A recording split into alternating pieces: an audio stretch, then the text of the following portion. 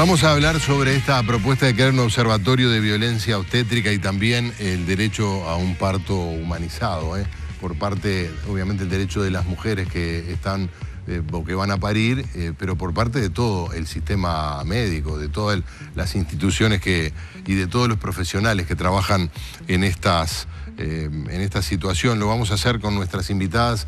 Una es partera, Gilda, obstetra, partera, coordinadora general de la Red Latinoamericana y del Caribe por la humanización del parto y del nacimiento, así definido. Y Melania Razap, educadora perinatal, certificada con diploma en psicología perinatal, consejera internacional de lactancia materna certificada y también doula comunitaria certificada. Gracias por acompañarnos, muchas gracias a las dos. Estaba mirando algunas cifras porque aparece aquí esa disyuntiva que a veces es real, a veces no lo es, entre parto natural, como se dice, y cesárea. Y nos encontramos con estas cifras de la Organización Mundial de la Salud que plantean un dilema bastante singular, ¿no? La cantidad de cesáreas que se realizan en las instituciones privadas de salud, en algunos casos llega al 79%, de los casos que atienden los nacimientos, cuando la Organización Mundial de la Salud entienden que no debería pasar del 10 o 12%, es decir, prácticamente 8 veces más en alguna institución, no en todas, en las que tienen más probablemente. Y Uruguay se planteó, tiene un promedio del 40%, ayúdame si me equivoco. Está en el 50%. ¿En el 50? ¿Más del 50%? ¿Sí? Pero la cifra que oficial es del 40%. No. Lo que pasa es que acaba de salir la lista y lo único que tiene menos son los ACE. Claro. Y el resto todo tiene de 50 para arriba. Sí, lo que ocurre es que ACE debe atender todo el país. Porcentaje, claro, un porcentaje muy importante. Pero igual la relación. Sí, es significativa. Es significativa, sí. Bueno, y que el gobierno se planteó como un objetivo para este periodo de gobierno ir a un promedio del 30%.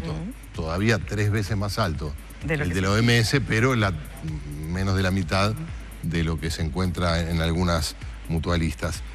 ¿Cómo lo ven ustedes este tema? Es que es uno de los aspectos, es un aspecto central en lo que tiene que ver con es como la punta del iceberg, digamos. Y también los derechos de la mujer y del niño, ¿no? Vamos a empezar por algo absolutamente normal. Nosotras estamos diagramadas para embarazarnos y parir.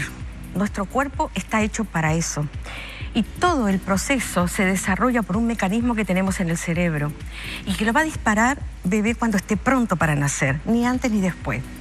Entonces, si nosotros nos abocamos a que eso es absolutamente lo normal, todo lo que se hace para ayudar, para apurar, para determinar que esto tiene que terminar ahora, ¿ya? Una cesárea programada, por ejemplo. Claro. ¿Ya? Vamos a poner solamente un caso. En Uruguay, como en muchos países, una presentación podálica, o sea, cuando bebé viene sentado, termina en una cesárea. ¿Sí? Bien. Pero yo que trabajo con embarazada, digo yo, pero esperen que el trabajo de parto se inicie. Ah, no, porque como va a ser una cesárea, la vamos a programar. ¿Para qué hacer trabajo de parto? Esa es no, pero es que no es hacer trabajo de parto. El proceso no se inicia con un preparto en la primigesta. Un montón de contracciones, la mujer lo sabe, cuando está preparada. Entonces acude a su médico y dice, bueno, ya está, bebé está avisando, se hace la cesárea. Entonces no, es lógico que porque va a ser una cesárea, se haga 10 o 15 días antes. Claro. No es casualidad que el bebé tiene que estar ese determinado tiempo dentro del útero de la madre. Hay bebés que maduran antes. Por el bebé y por la madre, seguramente. Y por la madre, también. Pero bebé necesita de su madre para terminar de desarrollarse. Y si nosotros lo estamos sacando 1 semana, 2 semanas antes, estamos sacando un pretérmino, ¿ya? Esas son las cosas a que apuntamos. Eso nosotros lo conocemos como una violación de derechos. Bueno, pero en ese caso es un tipo de parto que presenta alguna complicación. Claro. Y que los riesgos son menores a través de una cesárea. Es decir, ahí está indicada la cesárea. Sí. Y usted me dice que aún así, por distintas razones burocráticas o por lo que sea, no se deja terminar. Se planifica. Claro. Vas a terminar una cesárea, entonces, bueno, ¿para qué vamos a esperar? Claro. Sí, hay que esperar porque el bebé tiene que terminar de madurar. Entonces son esas las cosas que tendríamos que todos ponernos de acuerdo. Y ojo, no somos nosotras es la Organización Mundial de la Salud. Desde hace más de 20 años, por evidencia científica, o sea, por estudios, ha puesto que hay un montón de rutinas que no deberían hacerse, ¿ya? ¿En el Uruguay o en todo el mundo? Yo ahora te estoy hablando como Relacaupan, la red de humanización que estamos trabajando hace más de 16 años ya a nivel de toda Latinoamérica y Caribe. No es solamente Uruguay el que sufre de esto, toda Latinoamérica y Caribe sufre esto, ¿ya? Entonces, la Organización Mundial larga eso hace más de 20 años, ¿ya? Y otro fue sacar los partos de los centros asistenciales, por todo lo que decía recién Melania, las infecciones, ¿ya? Lo hablábamos fuera de cámara, Claro. lo dijo recién, pero Sí. la gente no lo escuchó. Ahora vamos a abrir con Melania, pero ese es otro aspecto, razón. que es la medicalización o la institucionalización de algo que no es una patología, ciertamente, Que no es algo una que patología, presente complicaciones. pero que desgraciadamente se ve como patología. Sí. No, porque capaz no, capaz nada. Sí, claro, uno piensa siempre en el riesgo no del parto normal, sino de que en un ambiente no medicalizado, donde no estén a disposición los medios para una resolución de emergencia, pueda allí sí estar en riesgo la vida de la madre y de la cría. Pero bueno, no sé cómo lo ven ustedes, ¿no? No, es así, pero uno no vive para la emergencia, ¿no? Uno sale a la calle sabiendo que lo pueden atropellar o sale manejando sabiendo que puede tener un accidente y no por eso te quedas en tu casa porque es más seguro, ¿no? Uno vive, claro, y trata de evitar las emergencias. Claro, en todo caso de preverlas, Las pero prevé, claro, pero no evitas la situación, claro, que te puede llegar en algún caso extraño a una emergencia, ¿no? El ayuno es bien simbólico de esto. Uno está bastante acostumbrado a escuchar que las mujeres durante el trabajo de parto ayunan. sí. Y en realidad está desaconsejado por la Organización Mundial de la Salud desde hace muchísimos años y por el Ministerio de Salud Pública. Y sin embargo, se sigue viendo mujeres que las hacen ayunar incluso sin permitirles ni siquiera tomar agua, ¿no? Y es como correr un maratón sin hidratación. Bueno, pero esto ¿qué es? Porque tú decís, la Organización Mundial de Salud desaconseja. ¿Son prácticas que vienen de quién sabe cuánto tiempo y que no han sido modificadas? ¿O hay otras visiones sobre el mismo asunto? La visión, o sea, el por qué, tiene que ver con, por si hay que hacer una cesárea, claro, y por si hay que hacer una cesárea y hay que hacer una anestesia general. Porque ¿cuál es el riesgo? Que durante la cesárea vomites, claro, y te aspires no es tragarse el vómito, claro, es aspirarse. Claro. En ese caso tendrías que estar dormida totalmente, porque si no, si estás consciente, simplemente girás la cara y vomitas, ¿no? Con una anestesia epidural no tenés problema de vomitar, claro. Claro, con una raquidia no existe ese problema. Claro. En el caso de una anestesia general podría llegar a existir, pero si uno está caminando en la calle y lo atropellan, no esperan 6 horas a que estés en ayuna. Claro, sí, te operan. Te operan igual. Porque es una emergencia, ¿no? De acuerdo. Vamos a volver porque obviamente la mirada que ustedes plantean, de algún modo está interpelando, de algún modo no, está interpelando el sistema de salud, a los operadores de la salud, médicos, enfermeras, autoridades que permiten que esto ocurra, pudiendo tener buena parte de las mujeres, bueno, muchas tienen parto normal, natural, pueden tener otro tipo de atención más humanizada. Bueno, muy bien, seguimos en compañía de Gilda Vera y de Melania Razab, que nos plantean esta inquietud. La pregunta tiene que ver con la otra parte, es decir, con aquellos que son responsables de llevar adelante una serie de políticas en materia de parto, las autoridades del Ministerio de Salud Pública, las autoridades de las distintas instituciones, ACE, las mutualistas, las clínicas, las cátedras. ¿Cómo viene ese planteo que hacen ustedes?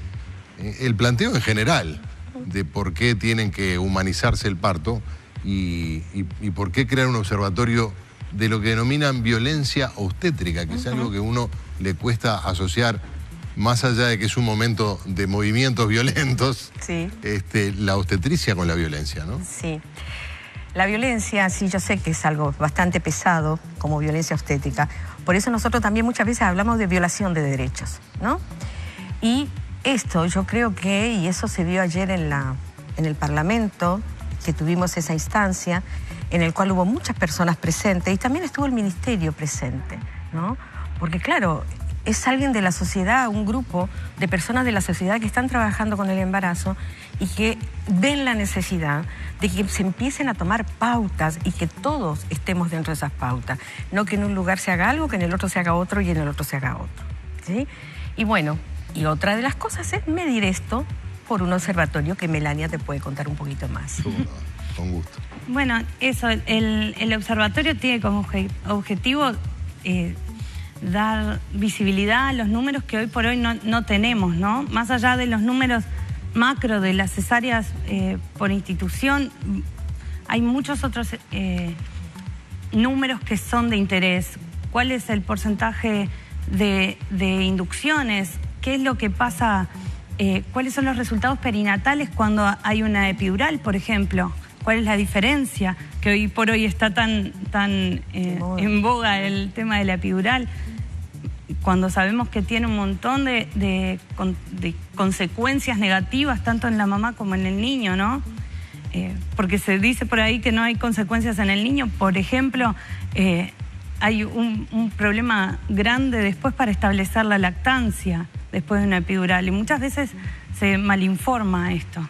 Y bueno, desde el observatorio buscar como dar un poco de luz sobre estos temas.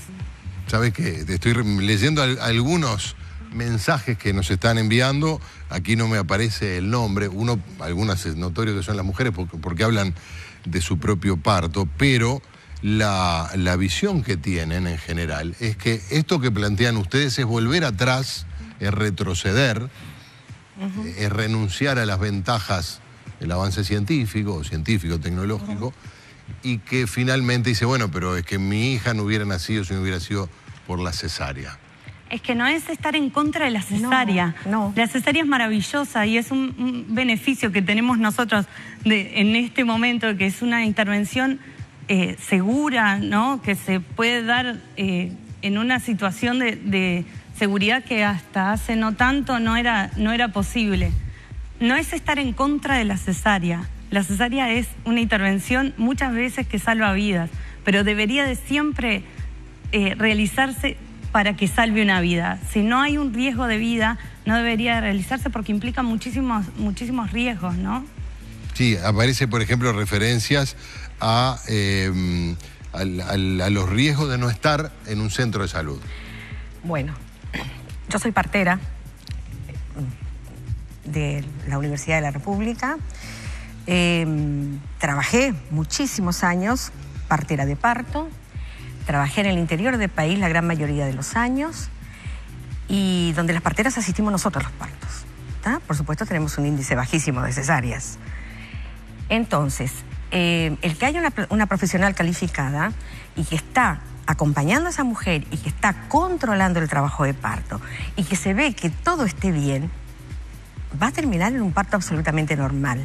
Por supuesto, estábamos en el hospital, ¿ya? Y por supuesto, yo hice la mayoría de los años en el Hospital de Mercedes, un hospital grande, soriano, al que llegaban todas las patologías de todo el departamento, por lo cual teníamos un plantel de ginecólogos, sí, pero ellos estaban de guardia, pero a la orden de que uno los llamara cuando había una patología.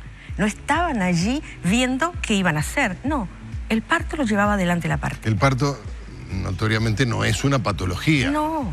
Pero no. Se visualiza como que, bueno, pero ¿qué te cuesta? Mejor que esté el ginecólogo, total, mal no te va a hacer. Ya, mal, claro. Ya, entonces, sí, pero en este caso eso.